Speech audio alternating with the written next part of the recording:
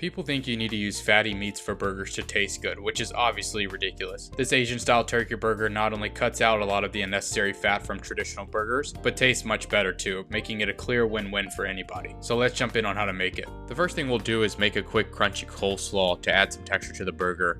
Now you can go buy pre-made slaw from the store, which is perfectly fine, but since I don't know what everybody has available at their local grocery store, I'm just going to make a quick one here myself. We'll start by chopping up 60 grams of carrots, which I'm slicing into thin long strips, or you can simply buy shredded carrots. Then we'll follow that up by thinly slicing 60 grams of broccoli, and I'm slicing it pretty thin here because I don't want a big large chunk of raw broccoli in the burger. We'll add that to our mixing bowl here, to which we'll follow up with a few ingredients.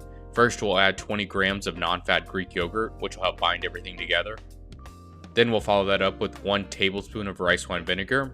Next, we'll add in 1 teaspoon of toasted sesame oil, 1 teaspoon of salt, and then finally, before I almost forget, I'm going to add in 60 grams of red cabbage.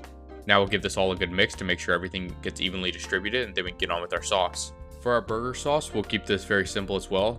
We'll add in 85 grams of light sour cream, and if you're worried about the sauce tasting like sour cream, trust me, it won't.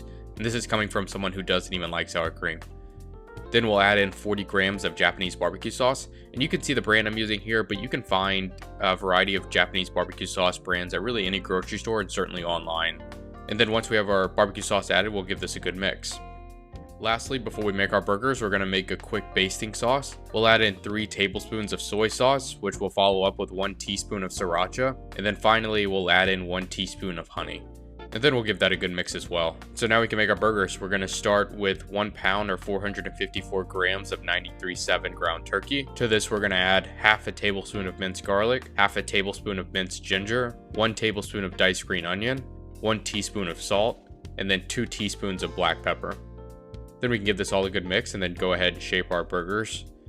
Once we have the burgers shaped how we like them, we're going to place them in a skillet set over medium heat here. And I don't want my heat too high here because I want to cook these burgers a little bit slower. We'll go ahead and add some of our basting sauce to the top. And then basically we'll just keep going back and forth between flipping the burger and basting till it reaches 165 internally. And note from earlier that we only added 1 teaspoon of salt for 1 pound of turkey. It seems a little low. You can add more if you want, but since we're basting the burger with soy sauce, the soy sauce will add an incremental layer of saltiness, so you don't have to add too much salt in the initial seasoning. But anyways, once the burger is cooked, we can now get on with assembling it. Starting with the toasted bun, we'll hit the bottom side of the bun with our sauce, and then the top as well here. Then we'll add our crunchy coleslaw mix to the bottom bun. And then finally, we'll add our burger, and we'll also add some extra sauce right in the center there before crowning this delicious creation. And here's the requested cross section, and I cannot emphasize just how good this tasted. And if you make it, you can taste how good it is too. But this is what I mean. We have a healthy, tasty burger without all the stomach irritating elements of traditionally fatty burgers. You don't need 85-15 ground beef or mounds of cheese and mayo. Hopefully, by giving you a recipe here, we can make your life easier by providing healthy recipes for traditionally heavy foods like burgers, which you can quickly access and cook yourself. So anyways, here's the ingredient overview for the dish and the macros, for which this recipe is for 2 servings. And when calculating the macros, we assume 25 grams of sauce like I used earlier. But there you have it. If you want more recipes like this, just hit the subscribe button. We upload weekly, so the recipes will find you.